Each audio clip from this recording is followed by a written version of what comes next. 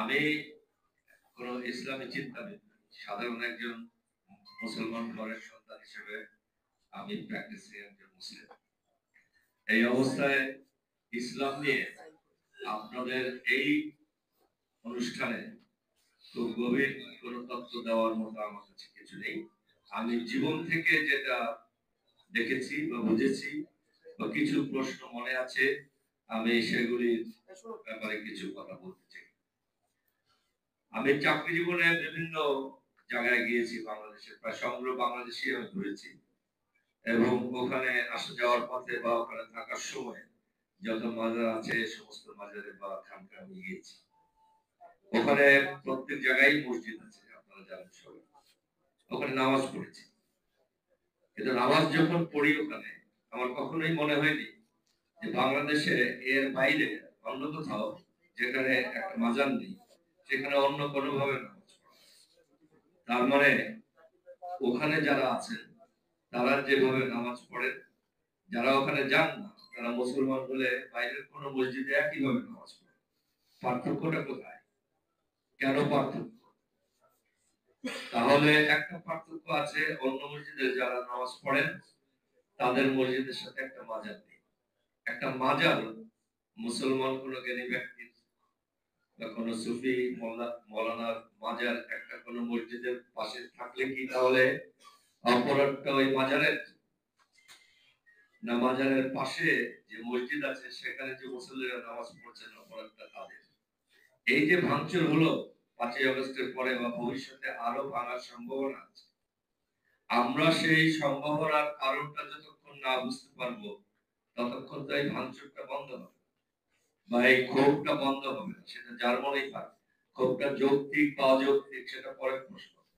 আমরা কি জানি ক্ষোভটা কি? আমরা কি জানি যারা ভাঙতে গিয়েছিল তাদের উদ্দেশ্য কি ছিল? আমরা কি তাদের চিনি? চিনে থাকলে আমরা তাদের সাথে বসে কি এটা বের করার চেষ্টা করেছি? তার ক্ষোভ কি ছিল? তার নালিশ কি ছিল? তার বিরোধিতার কারণ কি? এটা আমাদের মনে হয় জানতে হবে।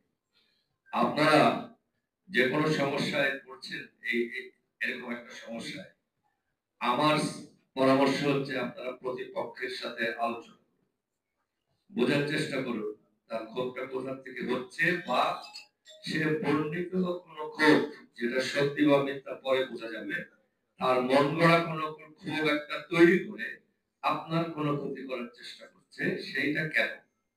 ক্ষতি করারও তো একটা কারণ থাকে।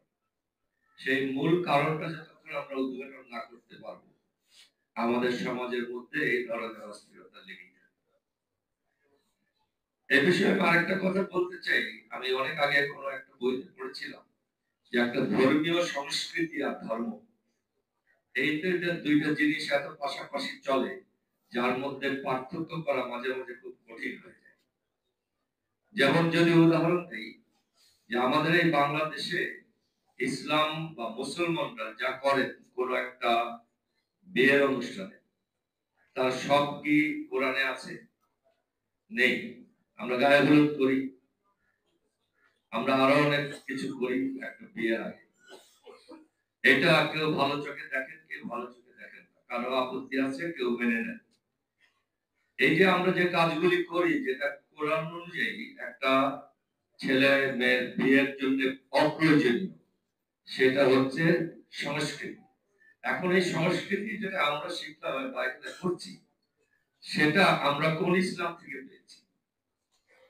আমি ইরানে দেখেছি মসজিদে নামাজের পরে ওরা 2 হাত এরকম ছড়িয়ে চক্কর কাটতে থাকে এবং সেখানে একটা ইসলামী মিউজিক বাজে। এটা তারা বলে তাদের একরকম জিকির। বাংলাদেশের তার মুসলমানরা সেটা আমরা কেন করি না? পাকিস্তানের মুসলমানরা বা ভারতের মুসলমানরা কেন করাচ্ছে? বা ইরানের পাশের একটা দেশে ইরাকে কি করে? করে না। তো এরকম অনেক প্র্যাকটিস আছে যেটা ইসলামী সংস্কৃতির একটা অংশ করে ফেলছে। সেটা ভুল হচ্ছে কি অন্যায় হচ্ছে সেটা করা উচিত কি উচিত না, আজকের এই আলোচনায় সেটা আমরা নির্ধারণ করব। কিন্তু আমি সবাইকে আপনাদের দৃষ্টি রাখতে বলবো যে আমরা যখন ইসলামের সমালোচনা করি বা কে ভালো মুসলিম কে ভালো মুসলিম না সেটা নিয়ে এইরকম কিছু বিষয় যেটা ইসলামের সংস্কৃতির বিষয় নিয়ে আসি, তখন আমাদেরকে ওই জিনিসটা মাথায় রাখতে হবে যে এই সংস্কৃতিটা কিভাবে এখানে আসলো, আপত্তিটা কোথায়, এবং সেটা দুজনের মতবাদের মধ্যে বিরোধটা নিষ্পত্তি করা যায় কিনা। আমাদের এই উপমহাদেশে এই মাজার কালচার বা পীর কালচার বহু বছর যাবত চলছে, শয়ে শয়ে বছরে ইসলাম যখন থেকে আসছে তখন থেকে এটা চলছে। এতদিন কোথাও কোনো প্রবলেম হয়নি, এখন কেন হচ্ছে? তার মানে এখন কোন একটা গ্রুপের এই জিনিসটাকে ব্যবহার করে কোন একটা ফায়দা নেওয়ার কোন ইচ্ছা হয়েছে, সেইটা না জানা পর্যন্ত এই বিরোধটা নিষ্পত্তি হবে না। আপনারা যেহেতু আমাদের এখানে দেখেছেন, আমাদের সহযোগিতা চেয়েছেন, আমি আপনাদের যে হয়রানি হয়েছে এবং আপনাদের যে অধিকার ক্ষুণ্ণ হয়েছে সেটার প্রতি সমবেদনা জানাচ্ছি, আপনাদের প্রতি সংহতি প্রকাশ করছি। কিন্তু একই সাথে আমি বলতে চাই যে আমি এই জিনিসটাকে একটা ধর্মীয় দিক থেকে না দেখে আমি বরং দেখতে চাই একটা আইন শৃঙ্খলা পরিস্থিতি। একদল লোক একটা তথাকথিত মতবাদের আরেকদল লোকের উপরে হামলা করছে, তার সম্পত্তি নষ্ট করছে, তার ঘর বাড়ি লুটপাট করছে।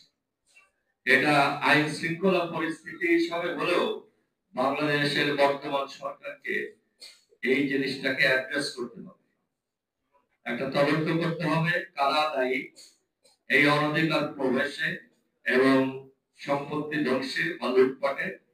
তাদেরকে চিহ্নিত করে তাদেরকে ওই আইনে সাজা দিতে হবে। সে মুসলমান, সে তরিকার পন্থী না তরিকা পন্থী না, সেটা দেখার বিষয় নয়। সরকারের দৃষ্টিভঙ্গি হওয়া উচিত আইন শৃঙ্খলা দৃষ্টিভঙ্গি। আর আপনাদের যারা এই দুইটা পক্ষ আছে, আরো অনেক মতবাদ আছে, তারা আমার অনুরোধ আপনারা বসুন, আপনাদের উচ্চ পর্যায়ে বসুন, বসে মূল কারণটা খুঁজে বের করার চেষ্টা করেন। অনেক রকম